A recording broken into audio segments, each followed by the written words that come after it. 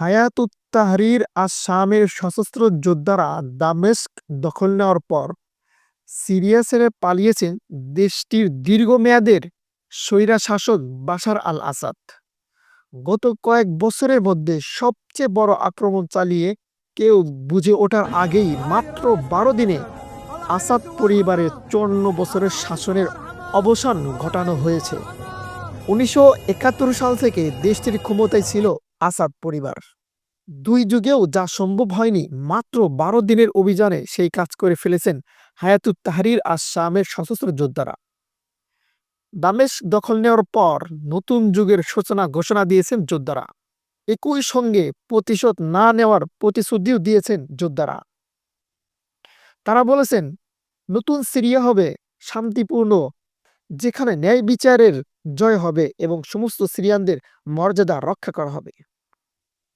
স্বৈর শাসনের অবসানের উল্লাসে মেতে উঠেছেন সিরিয়ান সাধারণ জনগণ। বিভিন্ন তাকবীর ধ্বনিতে বিজয় উদযাপন করছেন ও আল্লাহ তাআলার কৃতজ্ঞ প্রকাশ করছেন তারা। টুইটারে ছড়িয়ে পড়া একটি ভিডিওতে দেখা গেছে দামেস্কের একটি মসজিদে ঈদুল আজহার যে তাকবীর পড়া হয় তার মাধ্যমে বিজয় উদযাপন করা হচ্ছে।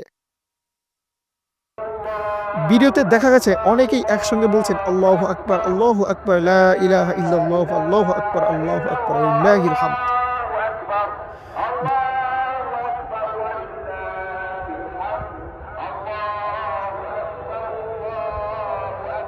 বাশার আল আসাদ ২০০০ সাল থেকে সিরিয়ার ক্ষমতায় ছিলেন। এর আগে তার বাবা হাফেজ আল আসাদ ২৯ বছর দেশটি শাসন করেছেন। তবে ২০১১ সালে প্রেসিডেন্ট বাশার আল আসাদের বিরুদ্ধে ব্যাপক বিক্ষোভ শুরু হয়। ওই সময় বিক্ষোভকারীদের দমনে কঠোর পন্থা অবলম্বন করেন বাশার আল আসাদ। এরপর বিক্ষোভকারীরা সশস্ত্র বিদ্রোহ শুরু করে। এতে করে দেশটিতে গৃহযুদ্ধ শুরু হয়। যদিও ২০১৫ সালে বাশার আল আসাদকে বাঁচাতে এগিয়ে আসেন রাশিয়া। সে বছর সিরিয়ার বিভিন্ন অঞ্চলে লক্ষ্য করে ব্যাপক বিমান হামলা চালায় এই রাশিয়া। এরপর বিদ্রোহীরা পিছু হটতে বাধ্য হয়।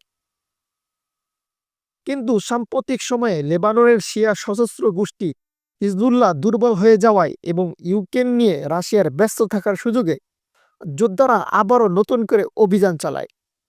এরই এক পর্যায়ে সম্প্রতি তারা হামলা শুরু করে এবং এই হামলার মুখে নাটকীয়ভাবে দেশ ছেড়ে পালালেন বাশার আল আসাদ।